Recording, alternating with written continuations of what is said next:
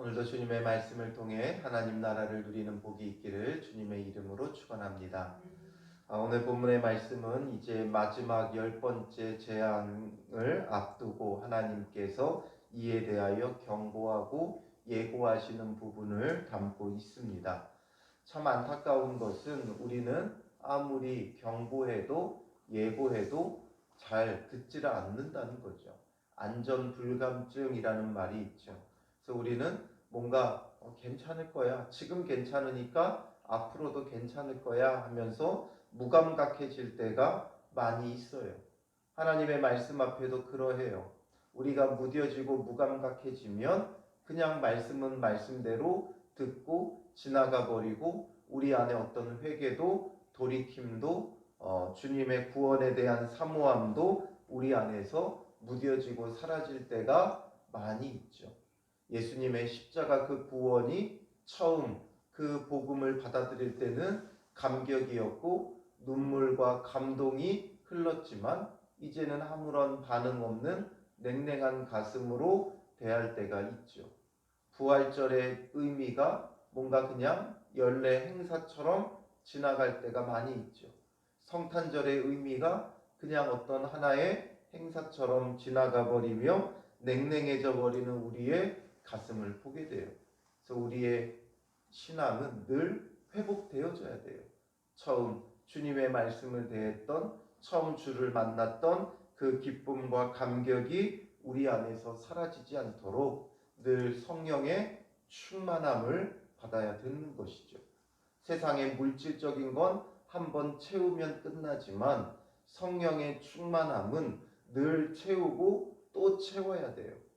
계속해서 채울 수 있어요. 그 충만함에 끝이 없어요. 그래서 늘 성령의 충만함을 사모하지 않으면 우리는 무뎌질 수밖에 없다는 것을 깨달아야 하는 것이죠. 오늘 본문에 보면 여호와께서 모세에게 말씀하시죠. 내가 이제 한 가지 재앙을 바로와 애굽에 내린 후에야 그가 너희를 여기서 내보내리라. 한 가지 재앙. 이 한 가지가 뭐예요? 마지막 재앙이 되어지는 거죠. 그동안 무뎌져서 괜찮겠지 하면서 있었지만 이제 이 한 가지 재앙은 마지막 재앙이 그들에게 되어지는 거죠. 그래서 그가 너희를 내보낼 때야 여기서 반드시 다 내쫓으리라 말해요. 그러면서 그 백성들에게 무엇을 말하라고 해요? 사람들에게 각기 이웃들에게 은금 패물을 구하게 하라. 이건 뭔가를 마구 뜯어가는 것이 아니라 하나님께서 그들로 하여금 은혜를 입게 하고 그냥 떠나면 안 되죠. 그들이 여행할 동안 필요한 것들이 있고 또 이제 여호와께 제사하기 위하여 나아가기 때문에 시내산에서 언약을 맺고 성막을 지어야 돼요. 그럼 성막을 지을 재료들이 필요하죠. 이것을 하나님은 이 애굽 사람들에게서 받아서 나올 수 있도록 하시는 거예요.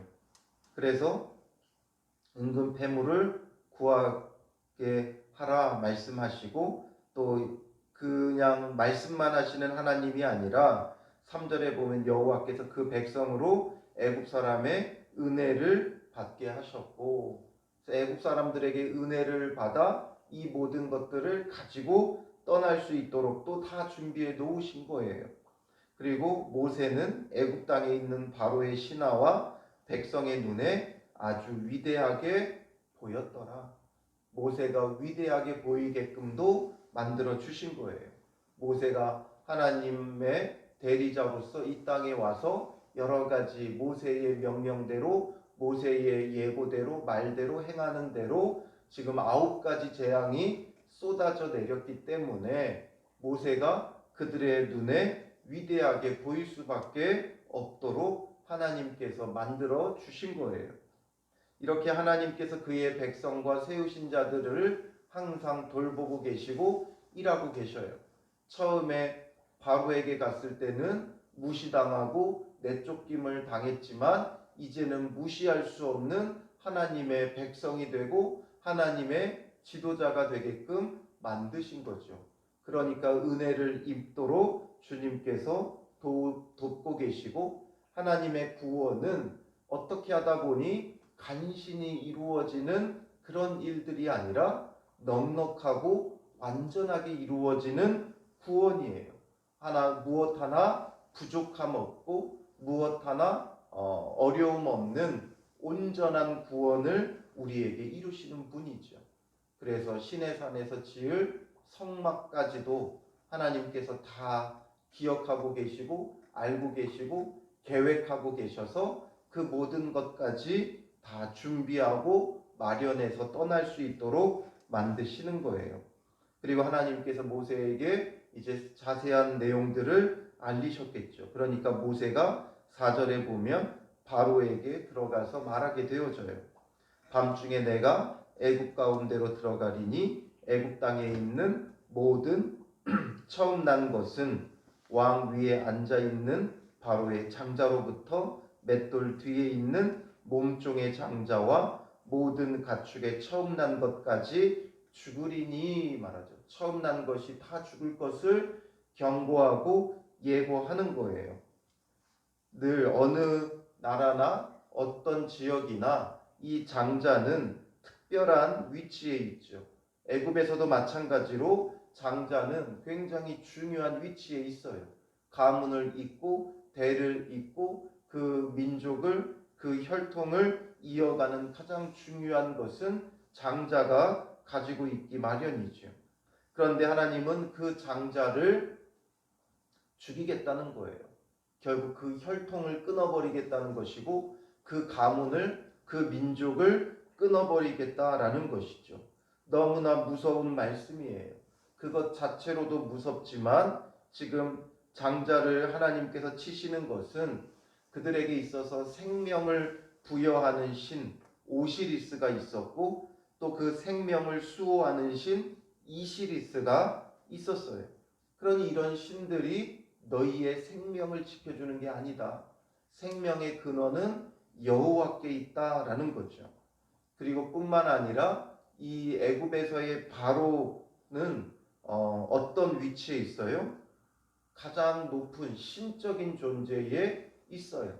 그래서 바로는 신성화시켜서 생명을 주는 그 오시리스와 동일하게 여겨졌어요.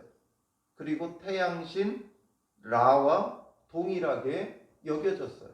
그러니까 결국에는 이 장자를 치는 건 바로를 치는 것과도 같은 거라는 거죠. 그래서 바로가 그 민족의 생명처럼 여겨졌으나 결국에는 하나님께서 치시고 모든 생명도 하나님의 손에 있음을 보여주고자 하시는 거예요. 그러므로 하나님의 손길이 미치지 못하는 곳이 없어요. 그래서 왕 위에 앉은 바로의 장자, 가장 높은 곳에 있는 자의 생명도 하나님께 있다라는 거죠. 그리고 맷돌 뒤에 있는 몸종의 장자, 가장 낮은 자, 그리고 맷돌 뒤에 숨어 있다 할지라도 그 생명도 주님이 알고 계신다는 것이고 또 모든 가축의 처음 난 것까지, 그러니까 모든 생명, 사람의 생명뿐만 아니라 모든 생명의 주인은 하나님이시다라는 것이고 그 모든 생명의 생사 여탈권은 누구에게 있다는 거예요? 하나님 여호와께 있다라는 것을 보여주시려는 것이죠. 그리고 더 놀라운 건 뭐예요? 6절에 보면 애굽 온 땅에 전무후무한 큰 부르짖음이 있으리라. 애굽 온 땅에 전무후무한 그들의 역사 가운데 어떤 참혹한 일들이 있었겠죠. 오늘날도 많은 사람이 죽는 재앙들이 있죠. 그런 것이 있었지만 전무후무한, 그러니까 한 명도 빠짐없이 모든 장자가 죽임을 당하는 이런 큰 애통의 부르짖음이 있을 것이라는 거예요.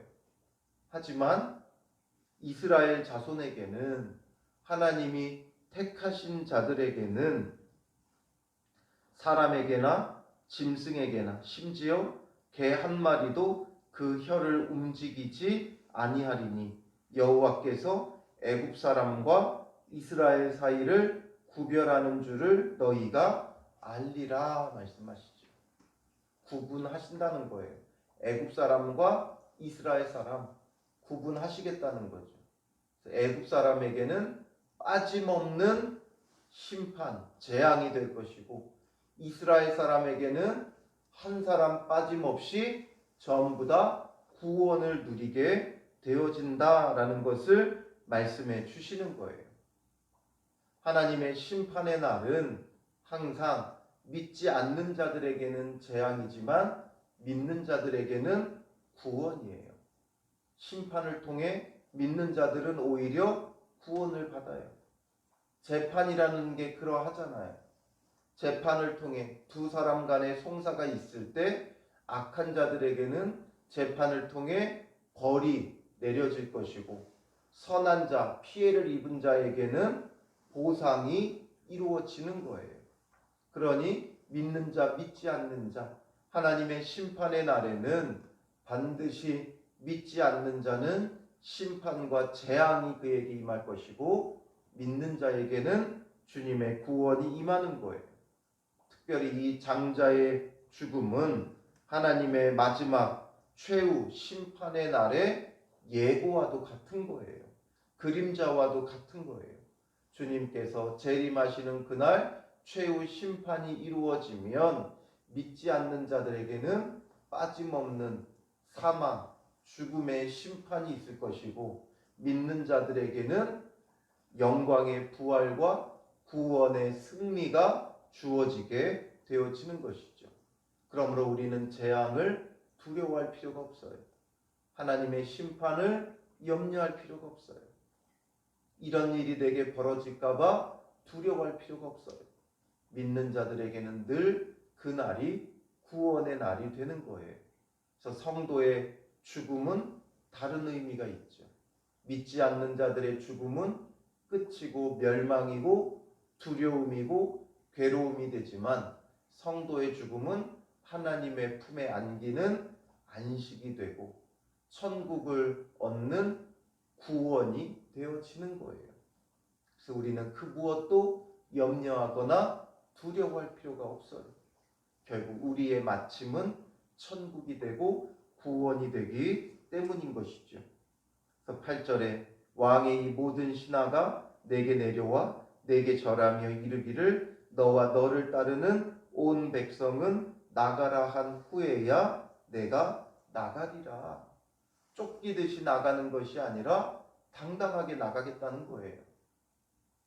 타협하며 어떻게든 나가려고 하는 것이 아니라 오히려 너희들이 와가지고 절하면서 제발 나가달라고 요청한 후에야 나가겠다라는 거죠. 그러면서 심히 노하여 바로에게서 나오니라. 바로와의 그 논쟁 속에서 이제 끝까지 거부하는, 완악하는 그 바로에 대하여 노하며 모세도 나오게 되는 거죠. 왜 이런 일이 벌어집니까? 9절에 보면 여호와께서 모세에게 이르시기를 바로가 너희의 말을 듣지 아니하리라. 그러므로 내가 애굽 땅에서 나의 기적을 더하리라 하셨고, 결국에는 바로가 그 말을 듣지 않고 하나님께서 이 마지막 재앙까지 내려야 한다라는 거죠. 그리고 모세와 아론이 이 모든 기적을 바로 앞에서 행하였으나 여호와께서 바로의 마음을 완악하게 하셨으므로 그가 이스라엘 자손을 그 나라에서 보내지 아니하였더라 말하죠.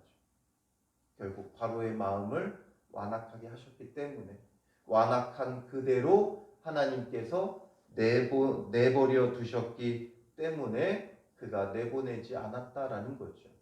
그러니 아무리 주님이 경고하고 예고해도 바로는 그 완악한 마음 때문에 들리지 않아요. 오늘 우리에게도 하나님은 신구약 66권의 말씀으로 계속해서 경고하고 있어요. 심판의 날이 온다고, 그날이 도적같이 이른다고 말씀하세요. 어떤 사람이 말하는 것처럼 더디 오는 것이 아니라 다만 하나님께서 참고 계신다는 거죠. 왜 애굽에 대해서 먼저 장자를 치고 이스라엘 백성을 바로 꺼내 오실 수도 있음에도 불구하고 왜 그렇게 하시지 않느냐? 이 10가지 재앙을 통해 하나님이 여호와시라는 것을 보여주고 그들로 하여금 그러므로 하나님을 인정하고 믿고 주님께로 나오기를, 그들도 구원받기를 기다리고 계시는 거예요. 그렇지 않았다면 일순간에 치고 멸하고 데리고 나올 수도 있죠. 왜 이렇게 어렵게 힘들게 데리고 나오시느냐? 바로 결국에는 하나님은 심판의 목적이 있는 것이 아니라 구원의 목적을 두고 계시기 때문에 그래요. 그래서 참고 기다리시지만 어느 때까지나 참고만 계시지는 않는다라는 거죠. 결국에는 한 가지 재앙, 마지막 재앙, 마지막 경고가 그들에게 선포되어지는 거예요.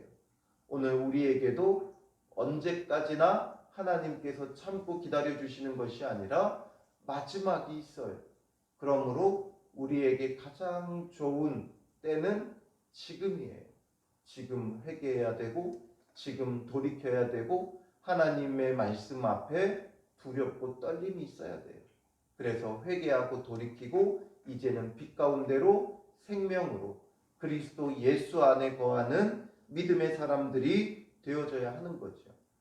서두에 말씀드렸듯이 우리의 신앙이 냉랭해진 것은 그만큼 하나님의 말씀에 둔해졌다는 것이고 우리의 마음이 완악해졌다는 거예요. 그러니 말씀이 우리 안에서 정말 두렵고 떨림으로 역사하지 못하는 거죠. 그러니 오늘 우리가 이 말씀을 묵상하면서 우리 안에 냉랭해졌던 가슴, 하나님의 말씀이 정확하게 들리지 않고 제대로 들리지 않고 우리가 그 말씀 앞에 너무나도 무뎌지고 아직까지 안 오셨는데 오늘 오시겠느냐, 이런 마음속에 우리 안에 나태해지고 태연해졌던 그런 믿음, 그런 마음, 주님 앞에 깨어있지 못했던 그런 모습들, 오늘 회개하고 돌이키며 주님 다시금 우리의 마음이 말씀 앞에 뛰게 하여 주시고 말씀을 기뻐하고 즐거워하고 또 두려워하고 그 가운데 늘 깨달음이 있고 예민하게 말씀 앞에 반응할 수 있는, 아주 기민하게 말씀 앞에 반응할 수 있는 그런 신앙의 삶이 되도록 우리 오늘 하루도 기도하며 이 바로의 모습을 통해 내 모습을 또한 발견할 수 있는 귀한 시간 되시기를 주님의 이름으로 축원합니다. 기도하겠습니다. 살아계신 아버지 하나님, 우리가 얼마나 어리석은지 주님의 말씀 앞에 깨닫지 못하고 너무나도 둔해져서 회개함도 없고 돌이킴도 없고 주님 다시 오실 날을 준비치도 못하는 그런 우리의 게으르고 나태한 무뎌진 신앙을 용서하여 주시옵소서. 바로와 다를 것 없는 우리의 모습을 보게 하시오니 주님 우리의 완악한 마음을 오늘도 녹여주시고 깨뜨려 주시고 우리의 마음이, 우리의 영혼이 주의 말씀 앞에 예민하게 기민하게 반응하여 두렵고 떨림으로 주를 바라보게 하시고 주 앞에서 철저히 회개하고 돌이키며 변화된 삶을 누리게 하시고 오직 예수 그리스도를 붙잡고 그리스도 예수 안에서 참된 구원을 누리는 복 있는 성도들 되게 하여 주시옵소서. 오늘 하루도 주님 안에서 예민하게 반응할 수 있도록 늘 성령으로 충만케 하시고 매 순간순간마다 성령의 이끌림과 성령의 인도하심을 힘입는 복된 성도들 되게 하여 주실 줄 믿사오며 예수님의 이름으로 기도합니다. 아멘.